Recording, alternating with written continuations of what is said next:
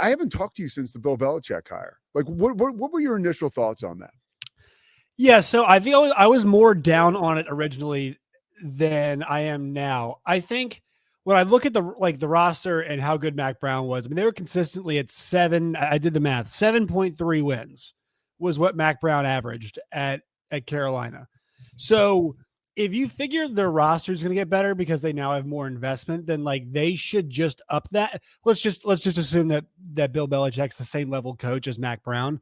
Like the roster is probably going to make them a game or two better, somewhere in that range. The big question is the Belichick coaching going to, well, is he going to get like the big the best players? Like, is he going to be able to pull what Deion's pulled at Colorado? Because I mean, Deion quite literally got the best player in the country in Travis Hunter a few years ago, got one of the best offensive linemen.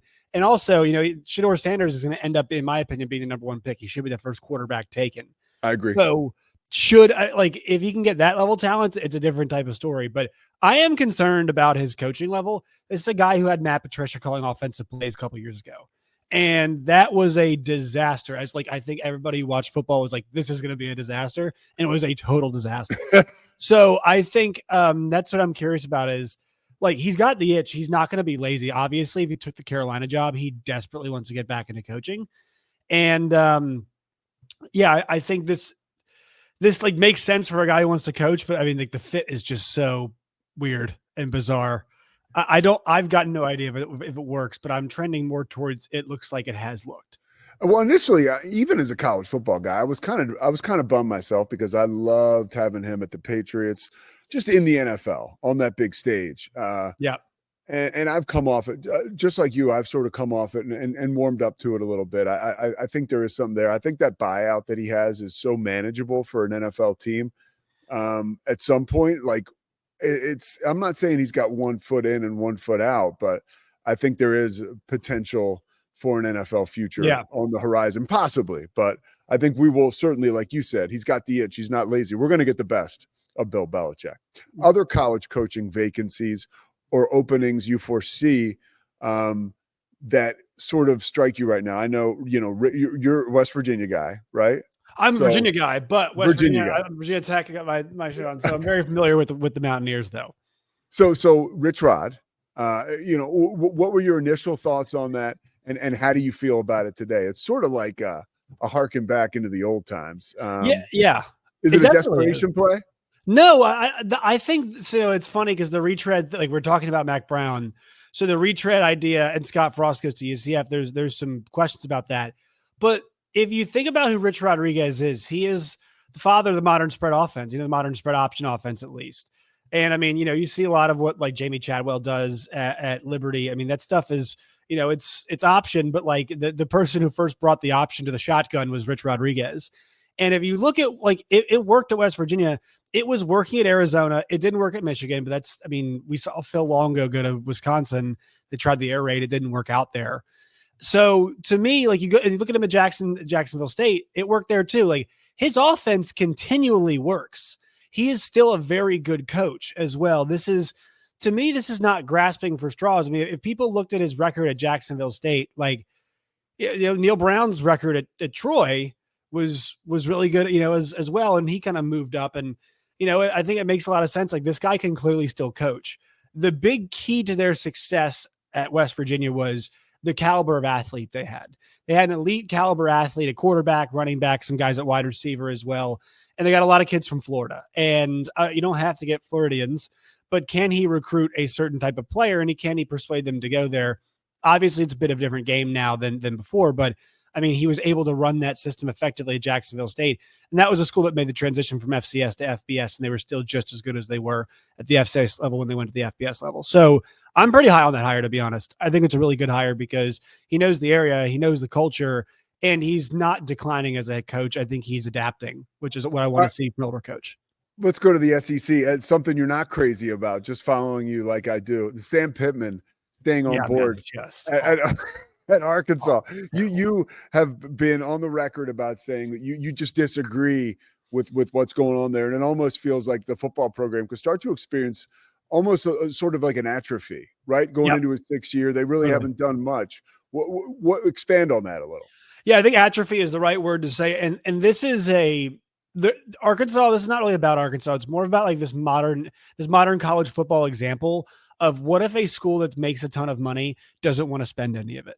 Right. So like they got lucky that John Tyson wanted to get in the John Calipari business and knows Cal and was able to make that Godfather offer to him, quite literally, just the offer he couldn't refuse. And also the timing was great because Cal and Kentucky were kind of having that natural breakup. So that's how that came together. And the problem for Arkansas football is that they have no identity. Like when I ask people like, what does Arkansas do well? They don't tell me. Like I always ask, they don't tell you anything. Like it's like, well, like sometimes I'm like, no. What do they do well? Like game to game basis. And there's not a whole lot they can say. Like they want to run the ball, but they don't consistently run the ball. They want to be able, Bobby Petrino's offense is FTS, feed the studs, get the ball in space. They want to feed the studs, but they were not able to feed the studs consistently this year. On defense, they want to get after the passer, but they didn't always get after the passer. And so this was an up and down season. And like the thing about it is, if they got to 6-6, I'd be like, yeah, hey, it's great, and they got 6-6, but it's how you do it. And that's the frustrating part to me is they had, a couple bye weeks and their offense looked terrible off both bye weeks against Texas and against LSU. And Sam Pittman doesn't coach either side of the ball. He hasn't gotten it. So like his job is to manage the game. He doesn't manage the game well. He's an offensive line coach by trade. They don't block anybody well. And like, they're at the point though, where they should make a change if they want to elevate the program. And also people aren't investing. Ole Miss is making a point of taking every good Arkansas player. Like they beat the hell out of them this year in Fayetteville. And now they're taking all the good players in the portal. I'm sure they tampered and reached out before. I don't really care about that. But like, Arkansas is just letting it happen. Like they're just like, okay, well, it's just too expensive for us. Just the same way they're like, well, firing Sam Pittman's too expensive for us. It's like, you either care about football or you don't. It's not fair. I know you're in a conference where Texas A&M fired a coach for $60 million. Is that fiscally responsible? No. But is that where you are? Yes. And that's your competition level. So like, are you in or are you out? And Arkansas, whether it's been recruiting, whether it's been firing the coach, whether it's been the talent level, they are not 6-6 is not terrible, but they have no desire to see how good the program could be by getting a good coach who inspires investment. They just don't have a desire in that. And that's the frustrating part for me. You mentioned kind of Arkansas poaching some of Ole Miss, Arkansas's players. Ole Miss poaching some of our Arkansas players. Well, I was like last night before the game, or even maybe during the game, I was flipping through my phone and I saw Nick Saban's tweet about. Did you see that about? No. So there's a kid from Alabama, I guess is a cornerback, 5-star guy. Yeah, and he's leaving school, I guess, right? For like they gave him another school who I can't remember right now. Yeah, it's Mbakwe. I think Jalen Mbakwe is his name. Yeah. They gave him $1 million, but he wasn't even in the portal. Like, right. And so you mentioned that, like, so it just got me thinking, like, Ole Miss kind of poaching these guys from Arkansas. Is that happening more and more? Like guys aren't even in the portal and coaches are just going to like, in your estimation, and I'm not saying that you have, the backroom dealings on all this stuff, but like, how does that even work? Well, I guess you would have probably whoever the lead recruiter was for the kid keep in contact, reach out to him during the season. Gotcha. But here's the thing. I forgot who was telling me yesterday. Somebody was mentioning this story on a radio show that a player got approached like after the game, like in the handshake line, like, hey, look, the coach is like, we'll be in touch. And not like a good game, like we want to track your career. Like, hey, we'll be in touch. Like we've got some interest. And here's the issue is that, and this is why I think fans get frustrated. It's because think about the NFL model. So like if you're a wide receiver and I want to know how much to pay you and you're 25 and you just had a career year, 900 yards, 9 touchdowns, I can go and find other guys that were in your position and I can look at what they got and I know what year they got it from. I know how much money they got guaranteed. I know how many years the contract was. I can compare multiple guys of that status and that helps inform the decision. There is no database, right? I mean, even the franchise tag, for example, the franchise tag is the average of the 5 highest salaries. Well, we know the 5 highest salaries at positions. We don't know that in college. And so all of this stuff, like there's nobody to enforce tampering rules. Well, in the NBA, I think the Lakers were the latest team to get smacked with a massive, and that's exactly what Nick Saban was talking about, the tampering. Right. And the thing is, the NCAA's enforcement has really been lessened because it's hard to have rules on kids if they're not employees. It's why the interconference transfer rule got squashed. It's a non-compete clause. Well, can you enforce a non-compete on a non-employee? No, you can't. It's not legal. And so all of this stuff, you need to make them employees. If you don't want them to leave places, well, make them employees and they sign multi-year contracts where they can't go places. That way, if they say, hey, I want to break this contract, well, you can't. You're in breach of contract. Right. So if that's what people want, like that's their need to have. And everybody's saying they need some governing of this. But like, I don't know how it steps up. I guess it's going to take the conference commissioners probably coming together and doing so. Maybe the college football playoff committee coming together and doing so. But that stuff's going to run rampant because there's no guardrails on this. Like there's nobody enforcing. We've got to come to a conclusion soon. There's got to, and I think we will see something happen pretty soon because this is like, it's always darkest before dawn. It's pretty dark right now. It is, yeah. Some of the stuff that's going on. Yeah, Arkansas had a kid go into the portal, out of the portal, back into the portal, and I mean, it's just like, I don't mind kids getting paid, but like, at this point, you're just trying to extort the university, and like, it's just kind of gross. Yeah, to see it happen. It's like, all right, this is not like. I'm usually, once again, I'm pro player and stuff, but there's a certain point where like, okay, we need to get this thing figured out. All right, college football playoff obviously starts in a couple of days. What, when you look at the schedule for this weekend, jumps out at you as a potential upset, surprise? You reach into that Josh Neighbors bag of tricks. What do you see there? So when I think about the CFP this weekend, like the coaching matchups across the board, like I think for the most part, they're pretty even. I think Sark's a better coach than Dabo, like X's and O's wise, but and I have to give Dabo a lot of credit for he hires good coordinators and does things his way. So good for him. But like the coaching matchups, for the most part are pretty easy, like pretty even, Like I think Rhett Lashlee and Rhett Lashlee and James Franklin's pretty even. I think Josh Heupel and Ryan Day is relatively even. I think Sark and Dabo, totally it's pretty even. I think the rosters are what will separate. But I think Indiana has got a coaching advantage over Notre Dame. Like, I think the one undisputable thing about Notre Dame is that Marcus Freeman has upped the talent level at Notre Dame significantly. Like, they are a more physical group than they have been in the past. And they were a hammer after they lost that game to NIU. I mean, they really, and he did a great job coaching. But what Curt Cignetti did at Indiana this year was like, I don't think we talk about it enough. And I think I'm fascinated to see, is Notre Dame's group like elite level athletic, elite level good?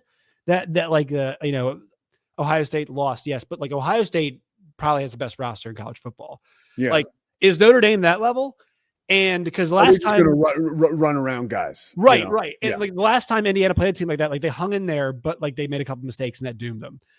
Can Indiana use that coaching advantage they've had all year long and dial up enough against Notre Dame? I'm fascinated to see because I think they might be able to. And I don't know who's the better quarterback in that game. And if you have the better quarterback, you have a shot. You have a shot because I think for the most part, these quarterback matchups are relatively even. I think across the board they're pretty even. Besides Drew Aller, I think what we saw, if he's that version that we saw against Oregon. The last question for you: Where did you cultivate this skill set you have, and where did you? No, I'm serious. Like, where did you like? Give me a little bit of your backstory because I've heard you. The first time I heard you was with 365, and then heard you talking to Paul Catalina. I'm like, this dude's good. Like, where? But I don't know too much about. No, for real. So give me a little background. Give everybody a little background. Yeah. So I'm from Virginia, and I've always been a sports fan. And I went to the University of Missouri. Actually, it even starts before that. I went to broadcasting camps in Philadelphia for forever. Oh, you did? My mom's from Philly. So where's she from? She is from Media, Pennsylvania. So I'm from Villanova, Radnor. Oh, okay. So I went to broadcasting. Unfortunately, there's a courthouse in Media that, as a kid, I was familiar with. Really? No more. No more. So that area, and then so she started sending me to camps at Villanova, broadcasting camps. I went for years, and then I went to Missouri, which best choice I ever made was going to the University of Missouri. Did the radio broadcasting thing there. I went to Sirius XM, and I was working on their college channels, and then COVID happened. Yeah. So like 2 months into working there, I'm back, I end up moving back home. It's calling games, doing the ESPN Plus thing, doing a podcast, working 30 hours a week for Sirius, and then found the job in Arkansas, and I moved here about 2 years ago now. But like the big thing I've learned is, as somebody who didn't play football, just really listening and observing and absorbing a lot of what other people say. And if you watch enough, you kind of stack up what you hear and what other people think with what you see, and you can kind of marry those two things. And then if and that kind of forms an opinion, and if something breaks that opinion, you have to be like, all right, well, what caused that coalescing of things, that made me think this, like if A plus B equals C, and then, D is greater than C. Well, why was D greater than C? I need to figure out why what I thought was the case was not the case. Cause it's old fashioned reporting that you it is, man. Yeah, it really is. And this is more of like, I would say it's more ocular reporting. Cause I always say like, I'm no kind of journalist at all, but like, just, you have to observe and watch a lot of, especially football, just because the sport changes so fast, just to see, what's happening and why teams are winning and losing. But like the best piece of advice I ever got, I used to work with a guy, Gabe Eichard at Sirius, who played football in Oklahoma in the NFL. He's like, football is about blocking and tackling. And I'm like, I've never thought about it that way. And like 90% of college games are usually decided, like, if the team who blocks better pretty much always wins. Yeah. If teams are even, then all right, we'll have to figure out why one team won, one team lost. But like most games are defined by blocking and tackling. Like Michigan last year was the best blocking and tackling team from wire to wire. Georgia for a couple of years was the best blocking and tackling team. Alabama for years was the best blocking and tackling team. So, and that stuff, more often than not reigns true. And I always think like they're cliches because they're true. Exactly. Exactly. Yeah.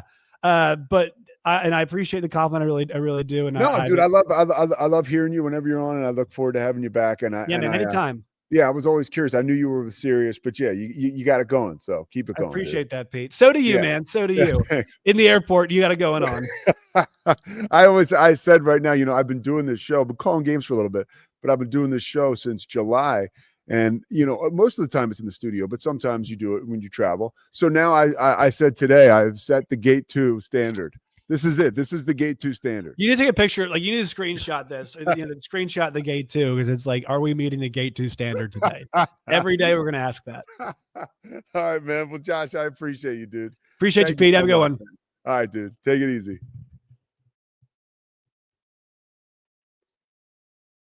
That'll do it, by the way. That was Josh.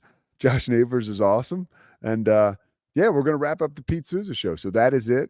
Zach, you can take it from here. We did it. Ready? I'm going to do one more thing for everybody. We're going to wrap up like this. Are you ready?